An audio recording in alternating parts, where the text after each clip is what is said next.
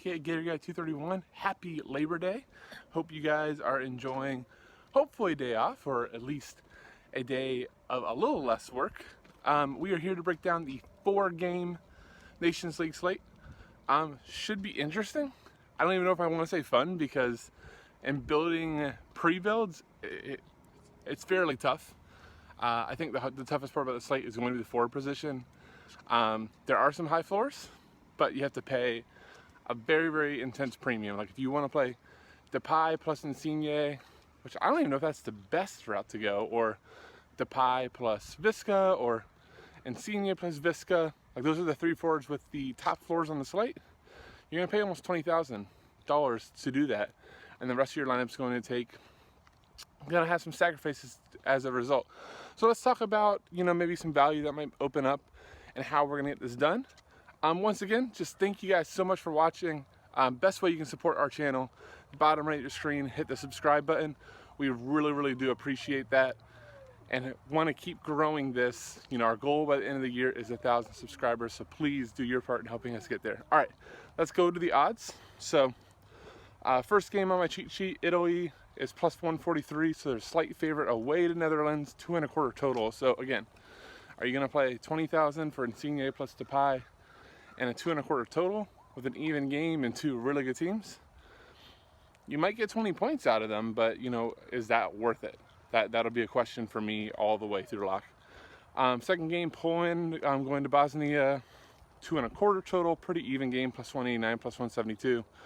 Next game is the biggest favorite, Austria, who looked awesome, but maybe a lot of that was due to the opponent.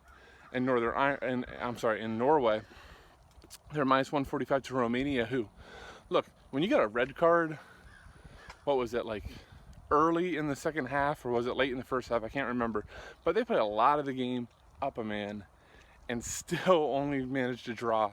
And I believe they were up 1-0 when they got up a man. So very, very lackluster performance by Romania.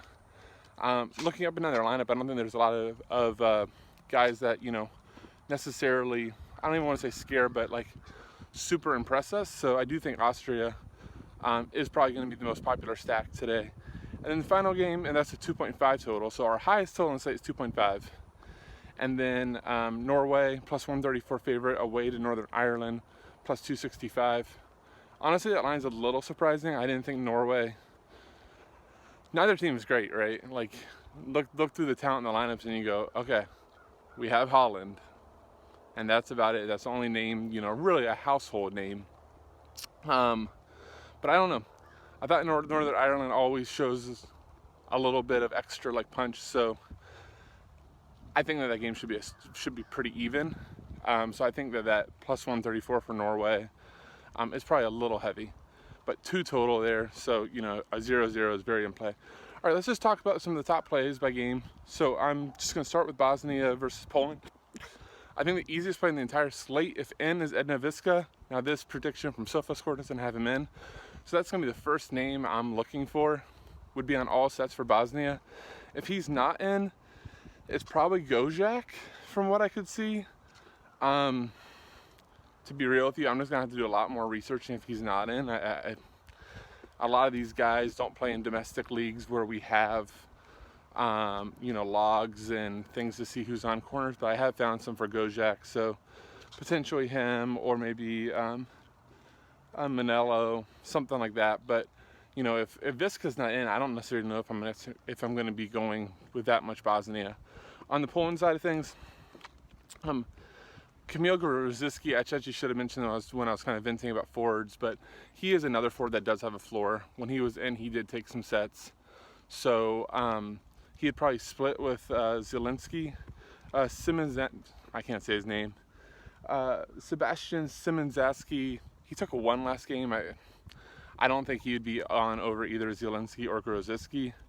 But Grozicki fills the forward spot. So again, we kind of talked about how it could be not ideal paying for Depay plus Insigne, especially if there's no Visca, but maybe Grozicki is our way out of that predicament. Other than that though, there's just not a lot of floors on Poland. There's not a lot of floor in this game other than those few players. So That's probably all I'll be interested in there. Just one note as I'm going through these, look, there's no games over 2.5 total.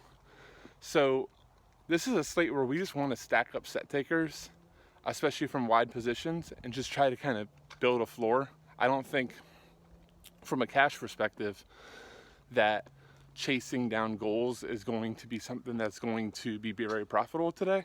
So really, as I'm talking about set guys, it's because I want to play as many people on sets as I can. All right, Netherlands versus Italy, two of the best teams, on the slate today playing each other. So this is not necessarily where we want to go, and everybody's priced up. So really, there's going to be two options in my opinion. Are you playing Memphis Depay or are you not? That's going to be the first thing you decide in your lineup. He's like 12.3. Insane price, but he has the best floor on the slate and he has the highest ceiling. So I think matchup-wise, he actually makes a great GPP fade.